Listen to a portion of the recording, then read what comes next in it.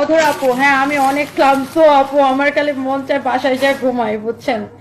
আমার এই মুহূর্তে আমার ফিলিং ছাইরাতে মা কাইন্দা পাচ্ছি, খালি বাসায় যায় ঘুমাই, বাট কিছু করার নাই। আর 2-3 দিন সময় আছে।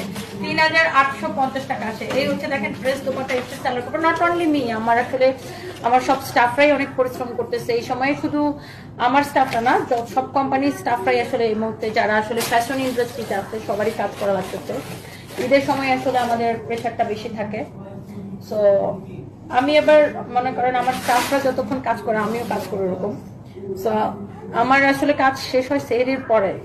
সেহরির সময় আমাদের একটা লাইভ থাকে, ওইটা করে তারপর শেষ। বাট আজকে লাস্ট সেহরি লাইভ, আমার তো সেই মজা লাগছে। আমরা মিসও করব কিন্তু। হ্যাঁ মিসও করব, ভালোই কাজ করব। হ্যাঁ, আজকে লাস্ট সেহরি লাইভ হবে আমাদের।